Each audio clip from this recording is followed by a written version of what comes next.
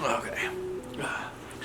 What's going on, everybody? It's Fade Dating Coach Elliott Scott, and as you can see by the title below, we're going to talk about why do girls fall for guys. Not fall for it, because this video is about, like, you seeing the red flags, but you going through with it, right? And I kind of want to talk about a male's red flags. So if you haven't yet, please subscribe. Just click the red button below. I love you forever. And if you want to get my course, Attraction Academy, which helps you identify all this shit I'm about to talk about tenfold and to get a guy hooked, link is down in the description. So, why do women tend to go through, I say more than men, well, I'll get into that.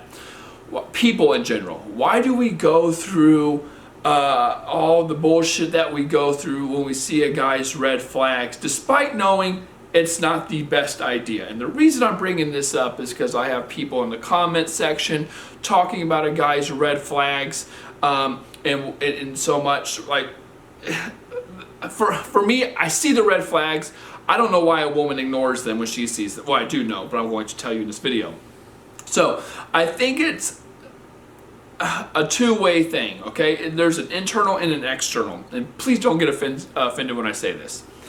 I believe in an internal sense, it's the fact that when a woman really likes a guy, she's obviously going to bypass a lot of the red flags that she sees.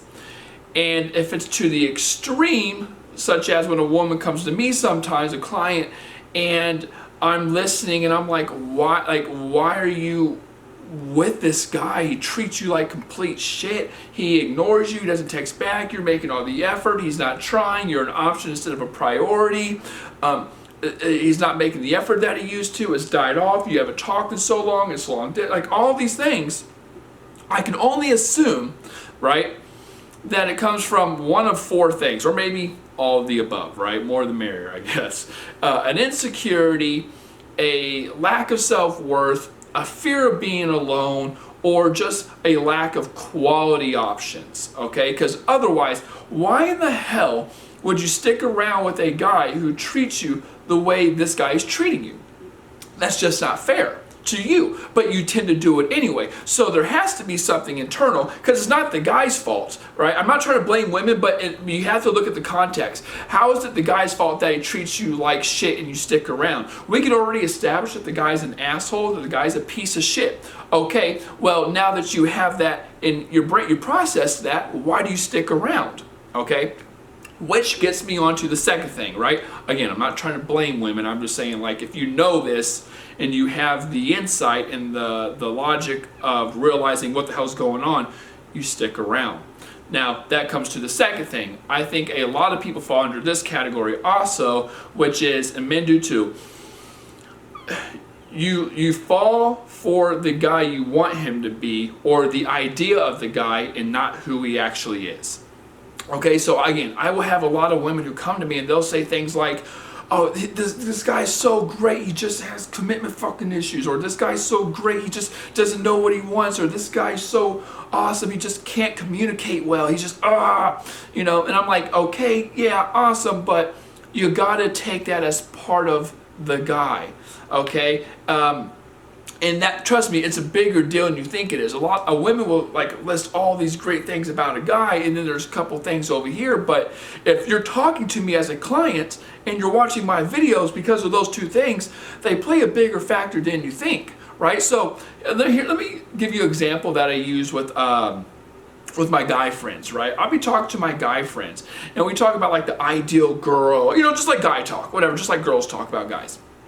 And we will always say things like, you know, kind of like the perfect 10, you know, like what we're looking for and things like that. But you have to take everything into consideration, in the fact that, okay, let's say this girl's like a really good looking girl, right? She's a really good looking girl, but she's a cheater, like she cheats, right? A guy rather, it's hard to explain. It's like, would I rather be with a 10 who, you know, perfect besides the fact that she cheats, or would I rather be with an 8 who doesn't cheat? Which, in my opinion, makes her higher up than an 8, right? I'm just using numbers to make this easy, so don't think I'm trying to objectify women or give women numbers. I've done that enough in my videos, okay, and I get shit for it, whatever. I just do it for the ease of a conversation. But it's like, would you rather be with someone who's a 10 who fucking cheats? Right? Because I mean, yeah, you might. It's like having a really high priced, nice car, but the monthly payments on that are through the roof. Is it even worth it? Right? Versus having a girl who is loyal as fuck, but you don't see her as in the perfect eye of this 10. Now, again, that's a horrible example because I think a lot of guys would go for an 8 over an 8 who doesn't cheat over a 10 who does. However, the reason I'm making this example is because I know a lot of people at the same time who don't know exactly what they want, or who are younger and very superficial. They will go after this 10 still in hopes that she changes. It's like, she's so fucking perfect, I just got to change this one thing about her, that she's a cheater, right? Or not even cheat, she just flirts a lot she's an Instagram model and she flirts a lot, and she likes to play along with guys in the DMs. It's like, dude, it's not even worth it then. Just go get this cute girl over here who you know is loyal as fuck, right? So what I'm trying to say with this video is, do not ignore the red flags.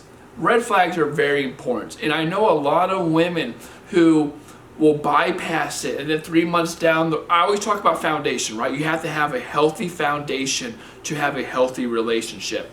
And when you're talking to a guy, a lot of times women do it because they like him, and that's fine. That sounds like logic, but I always tell women at the same time, liking someone or feelings is nowhere near enough of a thing to have to make a relationship work. You have to have the right traits, the right characteristics. You have to be patient. You have to be a good communicator. You have to make sacrifices. You have to have time for each other. You have to be very empathetic. You have to be, you have to make that person relationship a priority. I mean, you have to do a lot of things.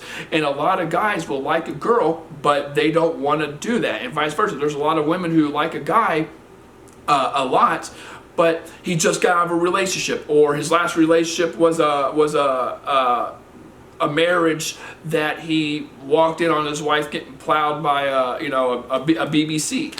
So and then she wonders, well, we've been good for the first several months. Well, yeah, that's because it's fun. The guy is falling for the idea of what this could be, but then of course down the road, context starts to fill in, and now we realize, okay, this is moving towards a relationship. I have to answer the idea of a relationship, because she's not going to let this go on for a year and have no answers. So then he's in a dilemma and things start to change. Okay, so with that being said, ladies, do not ignore the healthy foundation. You got to have a healthy foundation. I don't care how great this guy is in your eyes or how much you like him. Healthy foundation first, and do not ignore the red flags. So with that being said, I love you, take care, and peace.